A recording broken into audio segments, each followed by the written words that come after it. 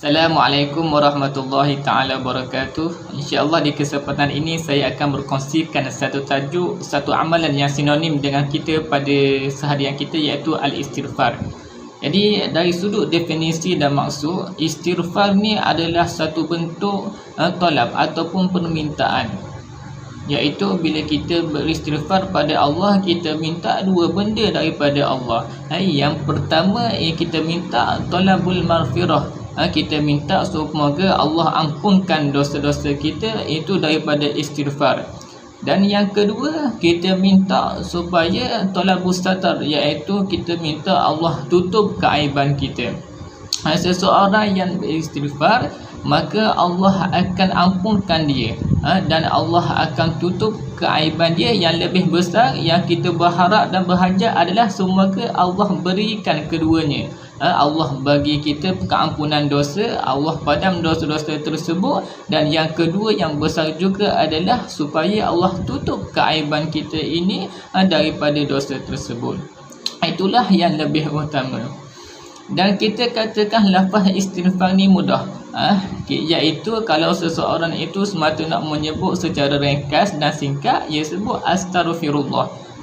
Maknanya dia perbanyakkan zikir, astaghfirullah, astaghfirullah, astaghfirullah, astaghfirullah. Yang ni zikir, tidak disyaratkan ada wuduk, tidak disyaratkan menghadap kiblat, tidak disyaratkan menutup aurat.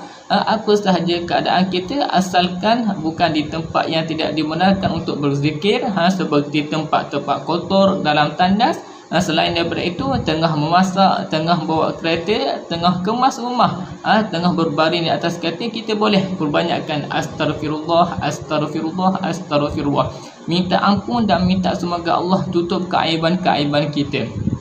Apa benefit daripada istighfar? Kita katakan benefitnya banyak. Antara benefit istighfar ni seperti yang disebut di dalam Al-Quran, dalam surah Nuh, apabila Allah Subhanahu Wa Taala mengatakan faqul tastaghfiru rabbakum innahu kana ghaffara. Di atas lisan atau lidah Nabi Nuh, istighfarlah kamu kepada Tuhan kamu, sesungguhnya Dia adalah Tuhan yang Maha Pengampun. Yursilis samaa 'alaikum midrara wa yumdidkum bi amwalin wa banin wa yaj'al lakum jannatin wa yaj'al lakum anhara. Ini sahaja Allah akan turunkan hujan kepada kamu, menambahkan anak pinak kamu, serta menambahkan harta benda kamu. Sebab itu ditanyakan kepada seorang tokoh besar ulama salaf, namanya Al-Hasanul Basri, yang wafat pada tahun 110 Hijrah.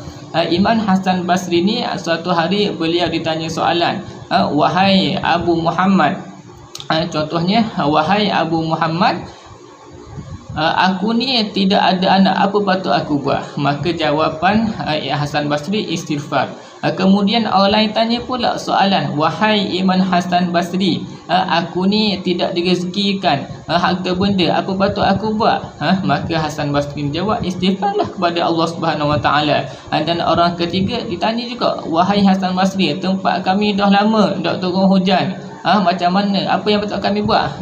Jawapan Hasan Basri, istighfar kepada Allah. Mana kata istighfar kepada Allah memberikan kesan yang tiga, menyebabkan hujan turun, menyebabkan bertambahnya harta benda, dan boleh menyebabkan banyaknya anak pinak. Mana kata rezeki anak pinak itu bertambah. Jadi oleh kerana itu, maka kita kata dan kita sarankan perbanyakkan istighfar kepada Allah. Dan istighfar ni bukan benefit untuk kita sahaja di dunia, tapi hatta di akhirat juga seseorang boleh mendapat manfaat daripada istighfar.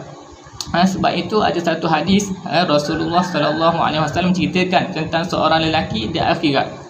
Akhirat ni bukan tempat medan beramal, akhirat ni medan balasan. Maknanya siapa buat baik di dunia dahulu, dia akan mendapat ganjaran dan balasan di akhirat.